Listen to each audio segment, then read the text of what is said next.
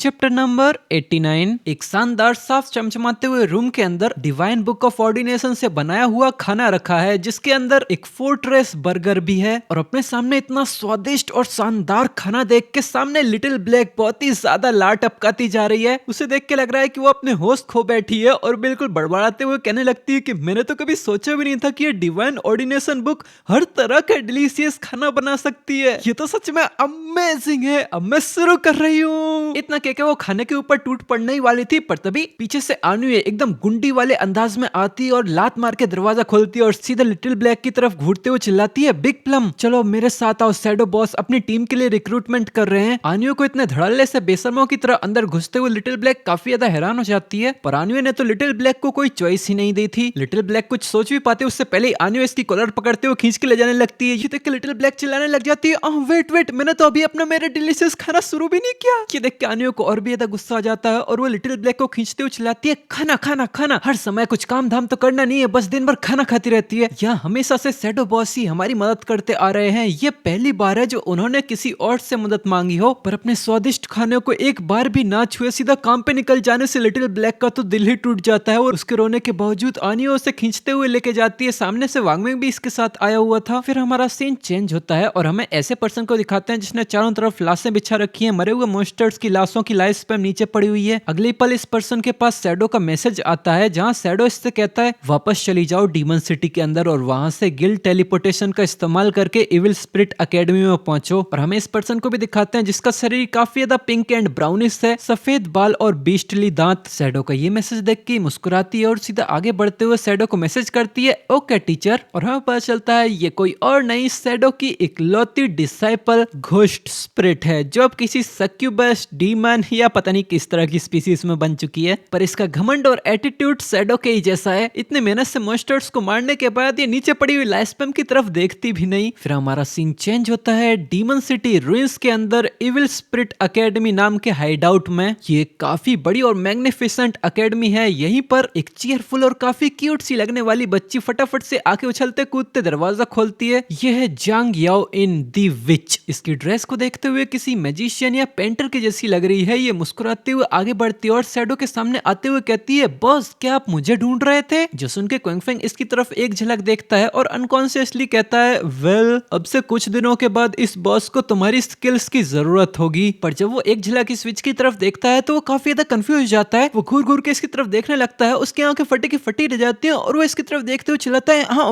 Wait, आखिर अब भी तुम सिर्फ लेवल 10 पर ही क्यों हो? जो सुन के सामने से जंग याओ इन मुस्कुराती है और कहती है, वेल मैंने अपने सारे एक्सपीरियंस पॉइंट्स को करियर एडवांसमेंट्स में ही लगा दिया। जो सुन के तो शैडो की भी बोलती ही बंद हो जाती है और वो बिल्कुल स्ट्रेट टोन में कहता है कि तुम तो सच में काफी बोल्ड हो, तुम ऑलरेडी 3 बार अपनी जॉब एडवांसमेंट कंप्लीट कर चुकी हो। शैडो की ये बातें उस विच को कॉम्प्लीमेंट जैसी लगती हैं और वो मुस्कुराते हुए अपना सर खुजाने लगती है। तभी पीछे से घोस्ट स्पिरिट भी अपनी दिल जैसी शार्प पूंछ हिलाते हुए यहाँ पर पहुंच जाती है। उसके पूरी बॉडी से काफी टेरिफाइंग एंड डेडली ऑरर रिलीज हो रहा था। उसकी पूरी प्रेजेंस ही काफी नोबल एंड मैजेस्टिक लग रही थी और वो बिल्कुल स्ट्रेट टोन में बिना किसी इमोशंस के साथ आगे बढ़ते हुए कहती है, मास्टर मैं यहाँ आ चुकी हूँ। पर इसकी तरफ देखते हुए तो एमसी पागल ही होने लगता है। वो थोड़ी देर बस इसको घूरता ही रह जाता है। उसकी बोलती बंद हो चुकी थी। काफी समय में पहली बार एमसी अपने आप से आपा खो बैठा था। वो इसकी तरफ देखते हुए चिल्लाता है, तुम भी बस लेवल 10 पर ही हो। उसके बगल में खड़ी जियांग शोयू जब घोस्ट स्पिरिट को देखती है तो उसकी आंखें चमकने लगती हैं और वो इसे देखते हुए कहती है,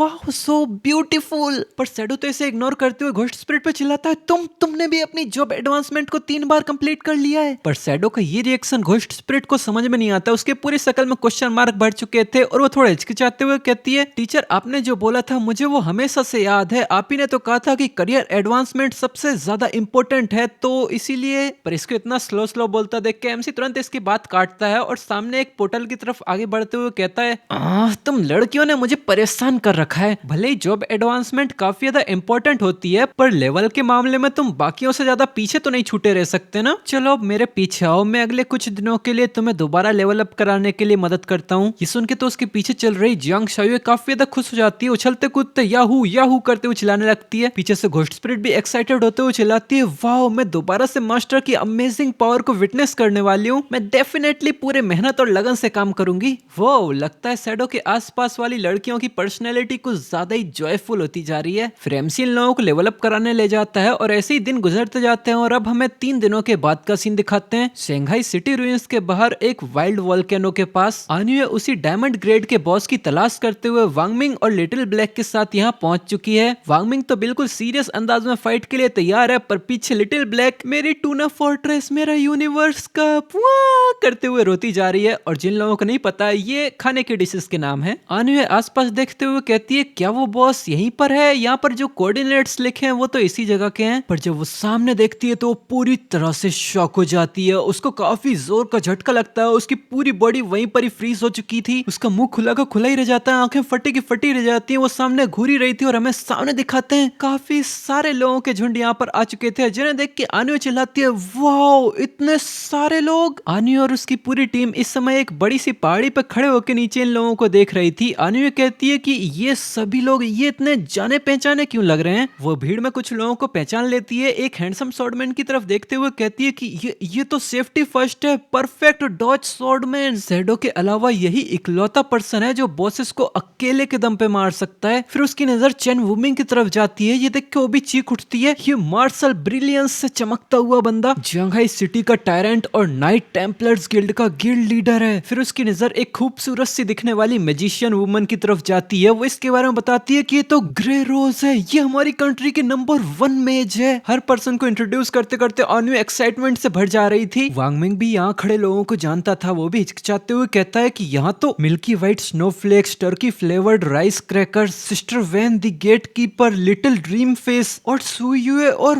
YMY भी है। ये सारे के सारे वो प्लेयर्स हैं जो लीडर बोर्ड के अंदर टॉप पे रहते हैं। क्या इन सबको शैडो ने बुलाया है? तभी वांगमिंग की नजर थियोडोर और जूमा की तरफ जाती है, जिन्हें देख के वो कहता है कि वो वहाँ खड़े वो दोनों फॉरेनर्स कौन है। जो सुन के आन्यू कहती है कि मुझे नहीं पता, मैंने इन्हें तो पहले कभी नहीं देखा। पर यहाँ जूमा काफी ज्यादा घबराया और डरा डरा सा लग रहा था। उसके चेहरे से पसीने टपक रहे थे और वो थोड़ा हिचकिचाते हुए थियोडोर से कहता है, मिस्टर थियोडोर, ग्रेड जिया ऑफिशियल्स ने तो बताया था कि यहाँ पर 100% की एक टीम होगी, पर यहाँ तो बस 20 ही लोग हैं। क्या ऐसा हो सकता है कि हमारा प्लान पहले ही एक्सपोज हो चुका है? इसे इतना घबराता हुआ देख के थियोडोर को घंटा कुछ फर्क नहीं पड़ता। वो अब भी एकदम कॉन्फिडेंस स्माइल देते हुए इसकी तरफ देखता है और कहता है, डोंट वरी जूमा, मेरा प्लान बिल्कुल फ्लॉलेस है। जरा आसपास के लोगों को ध्यान से देखो, यहाँ खड़े लोग इलाइट्स में भी इलाइट हैं। क्वालिटी क्वांटिटी से ज्यादा इंपॉर्टेंट होती है। ये दिखाता है कि डाक्सिया इस डायमंड ग्रेड के बॉस की रेड के ऊपर काफी ज्यादा कंसंट्रेट कर रहा है। ये सुन के जूमा रिलैक्स तो फील करता है, पर उसे अब भी काफी अनईजी फीलिंग आ रही थी। वो हिचकिचाते हुए कहता है, ओके मिस्टर थियोडोर, मैं आप पे भरोसा करता हूँ। पर थियोडोर यहाँ मन ही मन सोच रहा था,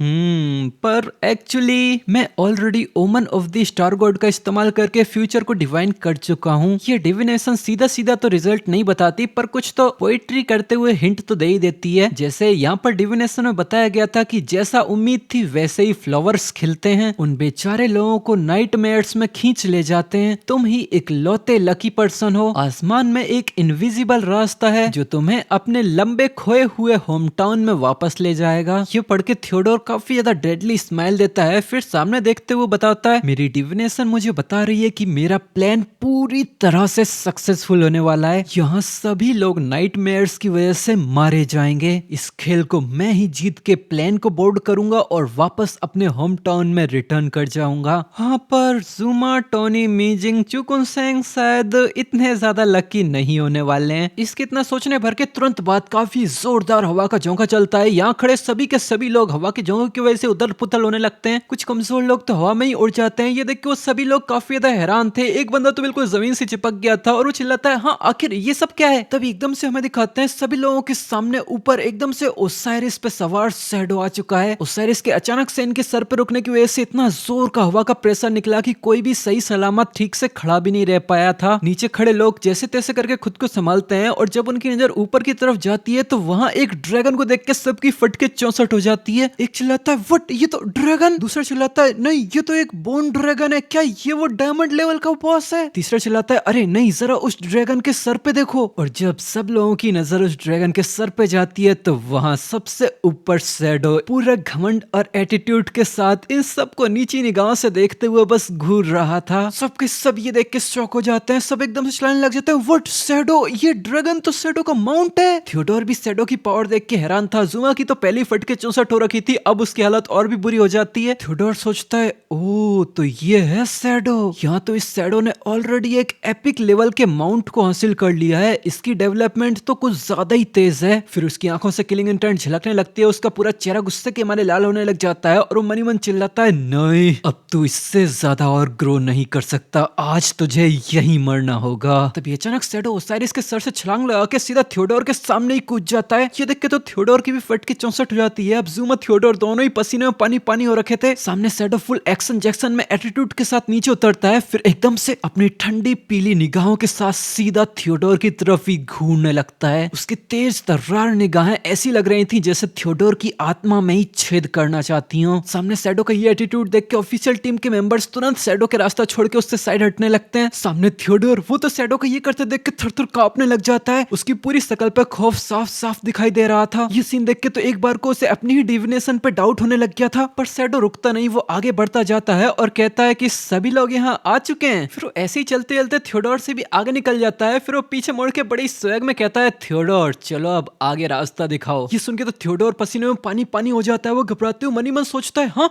ये कैसे हो सकता है, मैं तो इससे कभी मिला ही नहीं, इसे मेरा नाम कैसे पता। पर उसका प्रोफेशनलिज्म काफी शार्प होता है, वो तुरंत ही खुद को संभाल लेता है। फिर वो पीछे मुड़ के हाथ फैलाता है और मनी मन सोच रहा था, शांत हो जा, मेरा नाम पता लगाने के तो यहाँ काफी तरीके हैं, इसके इस डोमिनेटिंग एटीट्यूड से मुझे ऐसे घबराना नहीं चाहिए। यहाँ पर इतने सारे लोग हैं, मैं इन सब में से किसी को भी अपने ऊपर शक नहीं करने दे सकता। मेरी डिविनेशन हमेशा 100% एक्यूरेट होती है, मेरा प्लान कभी फेल नहीं हो सकता। फिर वो सभी लोगों से कहता है, ठीक है तो अब सभी लोग प्लीज मुझे फॉलो करो, चलो अब साथ मिलकर डायमंड लेवल के बॉस का फर्स्ट किल हासिल करते हैं। फिर हमारा सीन चेंज होता है और हमें इसी वोल्केनिक रीजन के अंदर एक ऐसी जगह को दिखाते हैं जहां पर किसी की प्यार भरी आवाजें गूंजती जा रही हैं और रियलिटी में यहाँ सच में कुछ तो हो रहा है। भाई इस वोल्केनो में क्या कर रहे हैं ये लोग। टोनी और मिंजिंग लगे पड़े हैं, उसी के बगल में चुकुन सेंग का चेहरा लाल हुआ पड़ा है। वो शर्माते हुए इन लोगों की तरफ देखता है और कहता है, हे अब फालतूगिरी करना बंद करो, वो लोग आ चुके हैं। इसकी आवाज सुन के टोनी मिंजिंग अपनी चुम्मा चाटी बंद करते हैं। फिर मिंजिंग अपनी पेशेंस से हुई लाल शक्ल लेके इसकी तरफ देखती है और एकदम नशेड़ी भरी आवाज में कहती है,